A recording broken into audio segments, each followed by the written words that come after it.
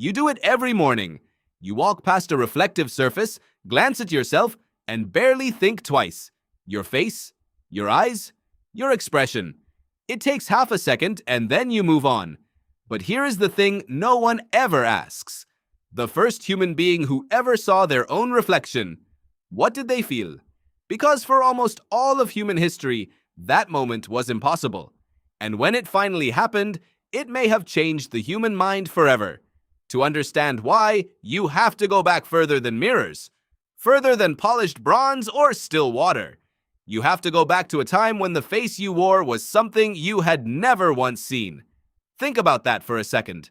Every person in your life, you have seen their face hundreds of thousands of times.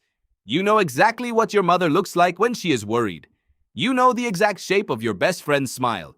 But for 99% of human history, no one ever saw their own face. Not once. You could live an entire life, birth to death, 60 or 70 years, and never once know what you looked like. Your hands, yes, your arms and feet. But the face that everyone else recognized as you? A complete mystery. You were the only person in the world who had never seen it. This is not a small thing. Psychologists and anthropologists have come to believe that self-recognition, the ability to see yourself as a distinct individual, is one of the most profound cognitive leaps in the history of consciousness. And it may not have come naturally. Gordon Gallup Jr., a psychologist at the State University of New York at Albany, designed one of the most revealing experiments in the history of animal cognition. In 1970, he placed chimpanzees in front of mirrors and watched what happened. At first, they acted exactly the way you might expect any animal to act. They treated the reflection as another creature. They threatened it. They tried to look behind it. They performed social displays. For days, the reflection was a stranger. And then something shifted.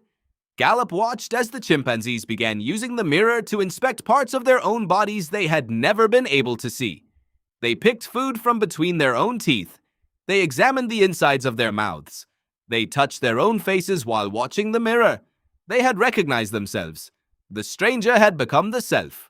But here is what Gallup also found. Most animals never make that leap. Dogs, cats, birds, fish, they never stop seeing a stranger in the glass. They never cross the line from perceiving another creature to perceiving themselves. The animals that do cross it are almost exclusively the ones with the most complex social lives and the largest brains relative to body size. Chimpanzees, bonobos, orangutans, elephants, dolphins, and, eventually, us. So when did the first human being look into still water and realize, that is me? The honest answer is that we do not know precisely, but paleoanthropologists have found clues. Archaeologist Francesco D'Errico and his colleagues have spent decades studying the cognitive revolution in early Homo sapiens, the explosion of symbolic thinking, art, and self-representation that began appearing in the fossil record somewhere between 100,000 and 70,000 years ago in southern Africa. Ochre, beads, geometric engravings, burial with grave goods. Something was shifting in the human mind.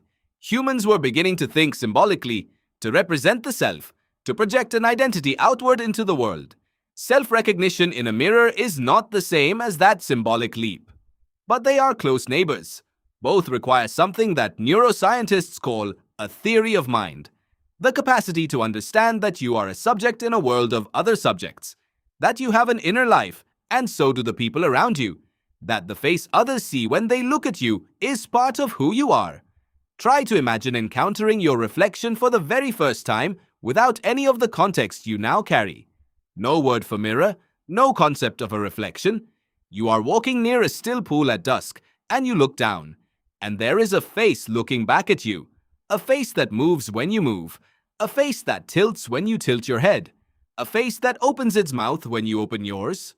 What would your ancestors have felt in that moment? Researcher Michael Tomasello at the Max Planck Institute for Evolutionary Anthropology has argued that the human capacity for self-awareness is inseparable from our social nature. We become aware of ourselves, he argues, by learning to see ourselves through other people's eyes.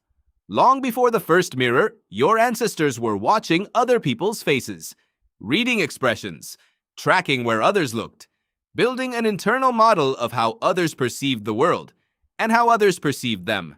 The mirror, when it finally came, would not have created self-awareness.